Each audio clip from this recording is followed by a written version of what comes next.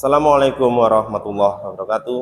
Kembali lagi dengan saya, Imam Gufron Setiono, SPD, calon guru penggerak angkatan 7 dari Kabupaten Pasuruan. Kali ini saya akan menyampaikan rangkuman koneksi antar materi modul 3.1 pengambilan keputusan. Mengajarkan anak menghitung itu baik, namun mengajarkan mereka apa yang berharga atau utama adalah yang terbaik, menurut Bob Talbert. Ada makna yang dalam terdapat pada kalimat tersebut. Menurut saya, makna tersebut merupakan sebuah pesan kepada guru untuk tidak hanya sekedar memberi ilmu. Hal ini selaras dengan tujuan pendidikan Ki Hajar Dewantara, yakni menuntun segala kodrat pada murid agar mereka dapat menjadi manusia yang mandiri, selamat, dan bahagia, baik sebagai manusia maupun sebagai anggota masyarakat. Kutipan tersebut bermaksud bahwa sekolah pengajaran tentang ilmu itu baik, tapi ada yang lebih penting dari sekedar ilmu, yakni sesuatu yang disebut berharga. Pendidikan budi pekerti yang meliputi cipta, karsa, rasa, dan raga, penanaman nilai-nilai kebajikan, serta mengasah setiap potensi sesuai dengan minat dan bakat murid, hingga guru mampu menebalkan garis samar yang ada pada murid-murid, menuntun mereka sesuai dengan kodratnya. Bagaimana filosofi Ki Hajar Dewantara dengan Pratap Triloka memiliki kaitan dengan penerapan pengambilan keputusan sebagai seorang pemimpin? Pendidikan adalah sebuah seni untuk membuat manusia menjadi berperilaku etis. George Wilhelm Friedrich Hegel. Modul pendidikan guru penggerak mengantarkan saya pada sebuah pemahaman yang mulai kompleks terhadap peran guru dalam pendidikan. Sebuah kalimat dari George Wilhelm Friedrich Hegel, pendidikan adalah sebuah seni untuk membuat manusia menjadi berperilaku etis. Pendidikan menjadi poin utama dalam membangun peradaban beretika, menjadikan generasi penerus bangsa tumbuh dengan bijaksana. Selaras dengan sekolah sebagai institusi moral, sekolah harus tumbuh dan menyesuaikan dengan peradaban zaman, agar pendidikan tetap menjadi poin utama yang disampaikan dengan cara-cara yang sesuai.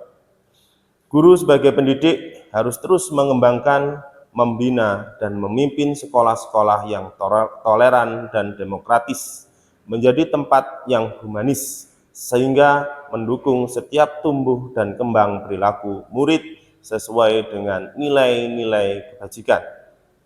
Dalam hal ini, filosofi Ki Hajar Dewantara dengan Pratap Triloka, yaitu ing ngarsa sung tulodo, ing madya mangun karso, tutwuri handayani, patut menjadi pegangan bagi seorang guru agar mampu mengambil keputusan untuk dapat berdiri di depan, menjadi dan memberi teladan bagi peserta didik, berdiri di tengah-tengah membangkitkan semangat, dan di belakang memberikan dorongan. Filosofi ini akan menanamkan nilai-nilai yang akan menjadi panutan bagi peserta didik untuk dapat tumbuh dan berkembang menjadi manusia yang mandiri, selamat, dan bahagia. Dengan memegang teguh filosofi Ki Hajar Dewantara, maka seorang guru akan memiliki pertimbangan yang matang dalam mengambil keputusan terkait permasalahan yang ditemui demi keberpihakan terhadap murid. Terlebih penting, peran seorang guru menjadi pemimpin pembelajaran dalam pengembangan sekolah.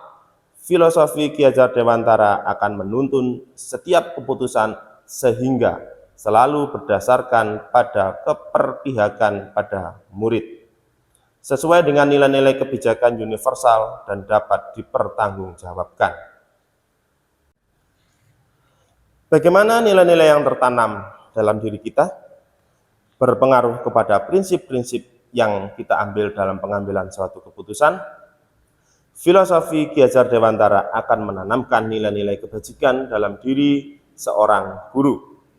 Sebagai pemimpin pembelajaran atau sebagai pemimpin dalam pengembangan sekolah, nilai-nilai kebajikan tersebut akan berdampak pada prinsip-prinsip dalam pengambilan suatu keputusan. Nilai-nilai tersebut akan menjadi potensi dalam mengenali dan menganalisis suatu permasalahan sehingga mampu mengambil keputusan yang tepat dalam menyelesaikannya. Seperti nilai berkolaborasi, nilai tersebut akan menuntun guru dalam menghadapi setiap permasalahan dengan bermusyawarah. Kemudian nilai reflektif sehingga mampu memaknai pengalaman yang terjadi dalam lingkungan sekolah.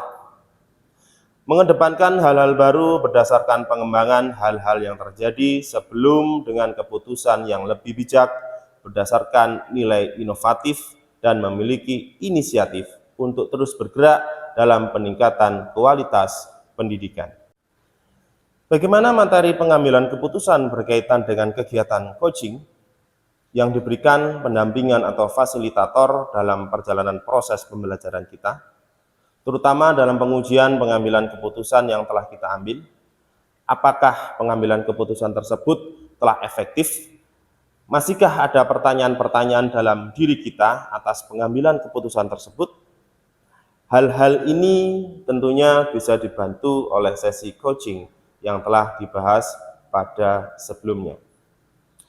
Tentu tidak hanya selesai sampai di situ.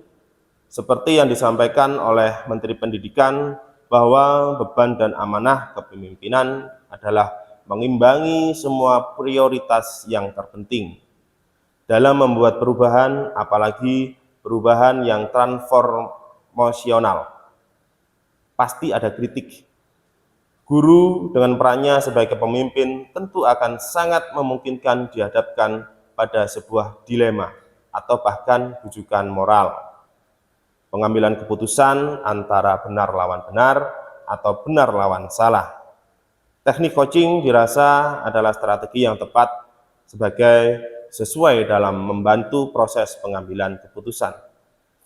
Coaching akan menjadi strategi yang menuntun dan membimbing seseorang dalam sebuah permasalahan. Namun, orang itu sendiri yang akan memaksimalkan potensinya demi menemukan jalan keluar dari permasalahannya. Teknik coaching Tirta sangat efektif dalam dikombinasikan dengan pengambilan keputusan yang berpedoman pada 9 langkah pengujian pengambilan keputusan. Kemampuan guru dalam mengelola dan menyadari aspek sosial emosionalnya akan berpengaruh terhadap pengambilan suatu keputusan, khususnya masalah dilema etika.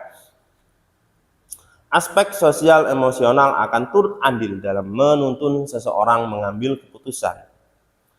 Guru sebagai pemimpin haruslah mampu mengenali dan mengasah keterampilan sosial emosionalnya. Baik atau tidaknya keterampilan sosial emosionalnya, seorang guru akan menentukan bagaimana teknik menyelesaikan suatu dilema etika yang dihadapi. Keterampilan sosial emosional akan menuju pada cara-cara yang kolaboratif antara guru dan murid, maupun guru dengan guru dalam menerapkan pengetahuan, keterampilan dan sikap positif mengenai aspek sosial emosionalnya. Dengan aspek tersebut, guru dapat mempertimbangkan hasil pengambilan keputusannya yang dilandasi oleh pengelolaan diri, kesadaran sosial, keterampilan berelasi, dan pengambilan keputusan yang bertanggung jawab yang tentunya berhubungan langsung dengan keputusan well-being. Well-being adalah kondisi individu yang memiliki sikap positif bagi diri sendiri dan orang lain, sehingga dapat membuat keputusan yang penuh dengan kebajikan. Bagaimana pembahasan studi yang fokus pada masalah moral atau etika? Kembali kepada nilai-nilai yang dianut seorang pendidik. Untuk pembahasan studi yang fokus pada masalah moral atau etika, difokuskan pada kesadaran sendiri atau self-awareness, serta keterampilan berelasi dalam mengambil sebuah keputusan. Kita dapat berpedoman pada 9 langkah pengambilan dan pengujian keputusan, terutama pada uji legalitas, untuk memastikan apakah masalah tersebut termasuk dilema etika yang merupakan masalah benar lawan benar atau merupakan kasus bujukan moral yang berarti benar lawan salah. Jika masalah adalah kasus bujukan moral, maka tentu dengan nilai-nilai kebajikan yang ada dalam diri seorang pemimpin, kita semestinya berpegang teguh pada nilai-nilai kebenaran. Bagaimana pengambilan keputusan yang tepat? Tentunya berdampak pada terciptanya lingkungan yang positif, kondusif, dan nyaman. Setiap aspek materi pembelajaran ini hadir tumbuh menjadi satu kesatuan dengan filosofi KHD. Nilai dan peran guru penggerak, keterampilan sosial emosional, hingga teknik pengambilan keputusan yang berdasarkan nilai-nilai kebajikan atau pengambilan keputusan yang tepat, dan berdampak pada terciptanya lingkungan yang positif, kondusif, aman, dan nyaman. Kondisi tersebut dapat terwujudkan apabila kita dapat mengimplementasikannya dalam pola pendekatan yang lebih tertata dan sistematis. Sesuai dengan pembelajaran yang terdapat dalam modul ini, sebuah pendekatan inquiry apresiatif, yaitu strategi perubahan kolaboratif berbasis kekuatan atau yang lebih kita kenal dengan tahapan Bagja. Apakah tahapan-tahapan di lingkungan Anda untuk dapat menjalankan pengambilan keputusan terhadap kasus dilema etika ini? Adakah kaitannya dengan perubahan paradigma di lingkungan Anda? Tantangan yang sering dihadapkan dalam menghadapi dilema etika adalah perbedaan sudut pandang, cara berpikir, dan perbedaan keterampilan sosial emosional. Apakah pengaruh pengambilan keputusan yang kita ambil ini dengan pengajaran yang memerdekakan murid-murid kita? Bagaimana kita memutuskan pembelajaran yang tepat untuk potensi murid-murid kita yang berbeda-beda? Pengambilan keputusan yang diambil dengan menggunakan paradigma, prinsip pengambilan keputusan, serta 9 langkah pengujian pengambilan keputusan tentu akan memberi pengaruh dalam memerdekakan murid-murid. Tujuan akhir dari proses pembelajaran yang kita lakukan adalah pembelajaran dengan konsep merdeka belajar. Dalam merdeka belajar, murid diberikan keleluasaan untuk berpikir, untuk memutuskan sesuai dengan kekuatan kodrat alam dan kodrat zamannya. Murid pun dapat mencapai keselamatan, kebahagiaan, serta sesuai dengan potensi-potensinya masing-masing, sehingga keputusan yang kita ambil tidak akan merusak tatanan potensi diri mereka masing-masing. Bagaimana seorang pemimpin pembelajaran dalam mengambil keputusan dapat mempengaruhi kehidupan atau masa depan murid-muridnya? Dari beberapa pernyataan yang telah dikembangkan sebelumnya, sejatinya seseorang pemimpin pembelajaran dalam mengambil keputusannya dapat memberi dampak positif bagi masa depan murid-muridnya. Seperti halnya Ki Hajar Dewantara umpamakan, jika murid-murid ini diibaratkan benih tanaman jagung dan guru sebagai petaninya, tentunya sang petani harus merawat benih itu dengan baik. Petani dengan penuh rasa tanggung jawab akan memberi pupuk yang cukup, menyiangi serta menyiraminya dengan baik. Segala keputusan yang petani ambil murni demi menjaga dan merawat benih itu, hingga tumbuh menjadi tanaman jagung yang bermanfaat bagi orang lain. Apakah kesimpulan akhir yang dapat Anda tarik dari pembelajaran modul materi ini dan keterkaitannya dengan modul-modul sebelumnya? Kesimpulan akhir yang dapat saya ambil dari pembelajaran modul ini adalah: 1. Implementasi pengambilan keputusan oleh seorang guru haruslah dengan berlandaskan pada filosofi Ki Hajar Dewantara. Hal ini terkait dengan peran guru sebagai pemimpin pembelajaran. Yang kedua, pengambilan keputusan berlandaskan pada budaya positif dengan menggunakan pendekatan inquiry apresiatif Bagja, yang akan mengantarkan murid pada lingkungan yang positif, kondusif, aman, dan nyaman atau well-being. Yang ketiga, dalam pengambilan keputusan, seorang guru harus didasari pada kesadaran penuh, mindfulness, dalam upaya memfasilitasi murid menjadi bagian dari profil pelajar Pancasila. Dan yang keempat, dalam upaya mewujudkan profil pelajar Pancasila, terkadang akan ditemui kondisi dilema etika atau bujukan moral. Maka dari itu diperlukan kemampuan menganalisa permasalahan tersebut, baik itu paradigma dilema etika, memikirkan dan memilih menyelesaikan sesuai dengan prinsip pengambilan keputusan dan melakukan pengujian pengambilan keputusan.